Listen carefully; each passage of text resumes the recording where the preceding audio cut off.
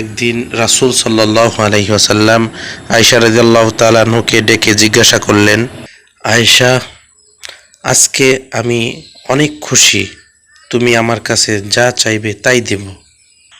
বলো তুমি কি চাও? আয়েশা রাদিয়াল্লাহু তাআলা আনহু চিন্তায় পড়ে গেলেন। হঠাৎ করে তিনি এমন কি চাইবেন? আর মন যা চায় তাই তো চাইতে পারেন না। যদি কোনো ভুল কিছু চেয়ে বসেন এবং শেষে নবীজি যদি কষ্ট পেয়ে যান, এমন অনেক প্রশ্নই মনে জাগতে লাগলো। আয়েশা রাদিয়াল্লাহু তাআলা আনহু নবীজিকে বললেন, আমি কি কারো কাছ থেকে কিছু পরামর্শ নিতে পারি? রাসূল সাল্লাল্লাহু আলাইহি সাল্লাম বলেন, ঠিক আছে, তুমি পরামর্শ নিয়েই আমার কাছে এসো।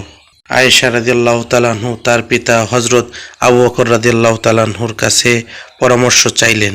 আবু বকর রাদিয়াল্লাহু তাআলা আনহু বললেন, যখন কিছু চাইবেই তাহলে তুমি রাসূল সাল্লাল্লাহু আলাইহি সাল্লামের কাছে মিরাজের রাত্রে রব্বুল আলামিন এর সাথে হয়েছে এমন কোনো গোপন কথা জানতে চাও, আর কথা দাও নবীজি যা বলবেন তা সর্বপ্রথম আমাকে জানাবে।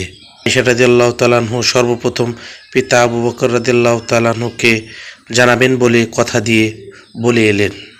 এরপর রাসূল সাল্লাল্লাহু আলাইহি সাল্লামের কাছে গিয়ে মিরাজের রাতের গোপন কথাগুলো জানতে চাইলেন, যা এখনো কাউকে বলেননি। রাসূল সাল্লাল্লাহু আলাইহি সাল্লাম মুস্কি হাসলেন, বললেন, বলে দিলে আর গোপন থাকে কি করে? একমাত্র আবু বকরই পারেন এমন বিচক্ষণ প্রশ্ন করতে। রাসূল সাল্লাল্লাহু আলাইহি সাল্লাম বলতে লাগলেন, আয়েশা, আল্লাহ আমাকে মিরাজের রাতে বলেছেন, হে মুহাম্মদ, তোমার উম্মতের মধ্যে যদি কেউ কারো ভাঙা মন জোড়া লাগিয়ে দেয় তাহলে আমি তাকে বিনা হিসাবে জান্নাতে পৌঁছে দিব। সুবহানাল্লাহ, সুবহানাল্লাহ। প্রতিশ্রুতি মতো আয়েশা রাদিয়াল্লাহু তাআলা আনহু তার বাবা হযরত আবু বকর রাদিয়াল্লাহু তাআলা আনহুর কাছে এসে নবীজির বলে দেওয়া এই কথাগুলো বললেন। নবীজির কথা শুনে আবু বকর রাদিয়াল্লাহু তাআলা আনহু কাঁদতে শুরু করলেন। আয়েশা রাদিয়াল্লাহু তাআলা আনহু আশ্চর্য হয়ে জিজ্ঞেস করলেন, বাবা, আপনি তো কত ভাঙা মন জোড়া লাগিয়েছেন, আপনার তো সরাসরি জান্নাতে যাওয়ার কথা, আপনি কাঁদছেন কেন?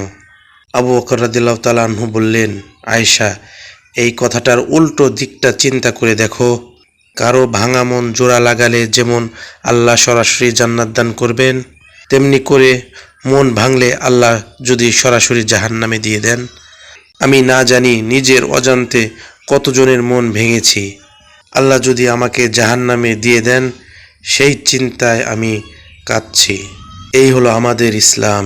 দুনিয়া থেকে জান্নাতের সুসংবাদ পাওয়া সাহাবী হওয়া সত্ত্বেও এভাবে চিন্তা করতে পারেন আর এভাবে অশ্রু বিসর্জন দেন। রাসূল সাল্লাল্লাহু আলাইহি সাল্লাম আমাদেরকে আরও শিক্ষা দিয়ে গেছেন, বলেছেন মানুষের মন না ভাঙতে, মানুষকে কষ্ট না দিতে। আল্লাহ রব্বুল আলামিন আমাদেরকে মানুষের কষ্টে পাশে দাঁড়ানোর, মানুষকে কষ্ট দেওয়া থেকে বিরত থাকার এবং ভেঙে যাওয়া মন জোড়া লাগানোর তৌফিক দান করুন।